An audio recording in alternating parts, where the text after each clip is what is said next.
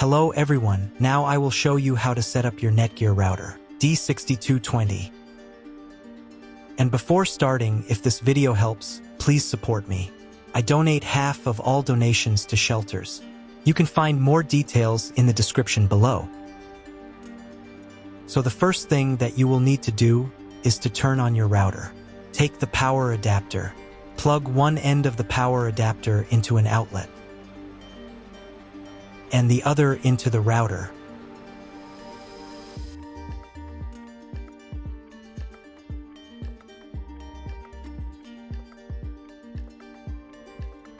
Then press the power button.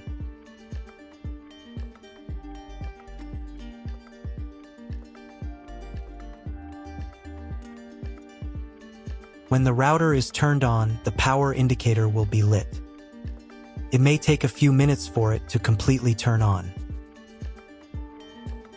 Next, plug the cable from your internet service provider or from your modem into a special internet port. This port is usually labeled as internet, and usually it has a different color. Each cable should be inserted until it snaps into place. Now you need to restore the router to its factory settings. Hold down the reset button on the router for 10 seconds. Wait until the indicator lights on the router start flashing. At times, this button is found inside the router casing to prevent it from being pressed by mistake. In this case, use a slim object to press it down.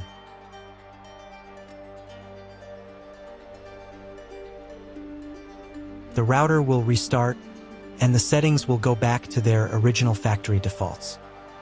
Plug one end of the Ethernet cable provided with the router into one of the LAN ports.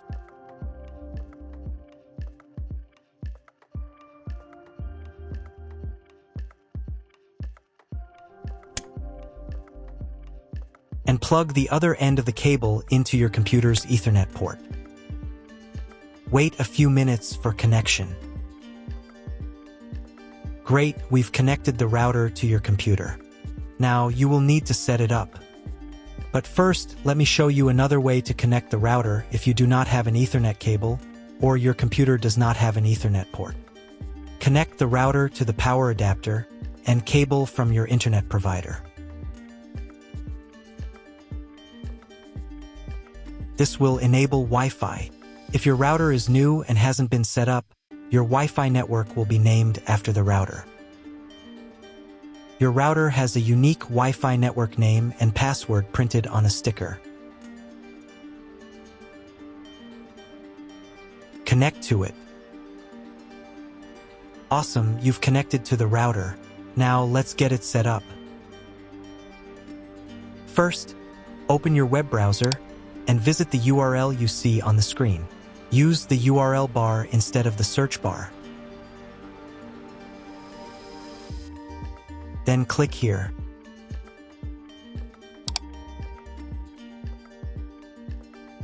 Read NETGEAR terms and conditions and click I agree button. Now you must select No, I want to configure the internet connection myself. And click Next button. And then click OK.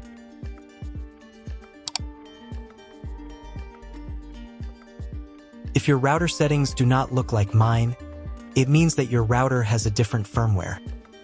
I made a video for every firmware type. You can find all the links in the description down below.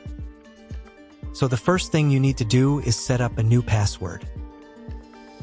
The admin password is used to log in to your router's web interface. Pay attention to the password requirements. Write your new password in the first field and duplicate it in the second field. Then select 2 security questions and write answers for them. You need them just in case you need to reset the admin password in the future. Click Next. On the next page, you will find the information you need to connect to a Wi-Fi network. If you want, you can print them out. Click Next button. If the router has not been updated for a long time, the next page may automatically start the firmware update process. I recommend updating the firmware if a newer version is available. It will take about 3 minutes for firmware update. Please do not turn off the power or press the reset button. If the new firmware is not available, just click OK. Then you will be redirected to the NETGEAR's website, where you can register your router. If you want to, you can do it. I'm not going to do that, so I'm just going to close this window. Log in to the router's web interface again if you were logged out of it. Enter the standard username admin and password that you created a few minutes ago. Press Sign In button. In the top right corner, you can change the language of the router's website interface. To get the internet, go to Advanced.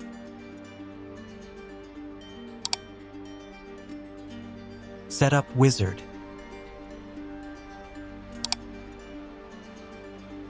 Press No, I want to configure the router myself.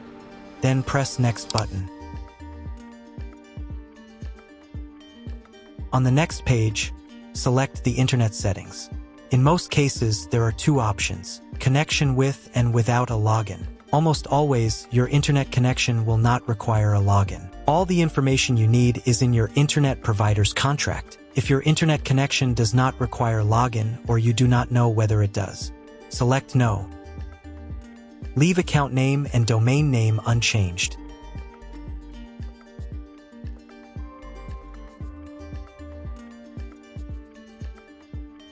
Then in Internet IP address section, choose Get Dynamically from ISP.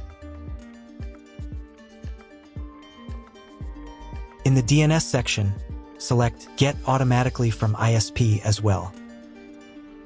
If your internet service provider only allows access to a specific MAC address, you must copy the MAC address of the main computer. If you are unsure of these settings, choose Use Default MAC Address. Check again that your settings are the same as mine. And click Apply. In most cases, it is not necessary to clone the MAC address. But if you can't get the internet connection after quick setup, later in the video I will show you how to clone MAC address. Now you need to reboot the router. Go to Advanced. Advanced Home. Click on the Reboot button. And click OK. After the reboot, wait a few minutes and try to Google something. If it doesn't work, check all the cables. They must be connected correctly. Then log into the router control panel again.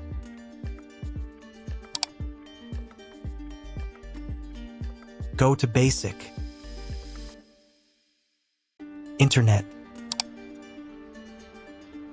and choose Use Computer MAC Address.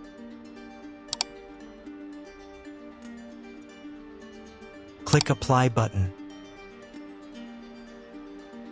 and then reboot router again.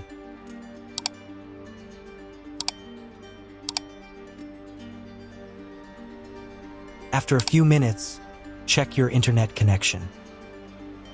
That's all. If you found my video helpful, please support my work. Half of all donations I send to animal shelters. All details are in the description down below.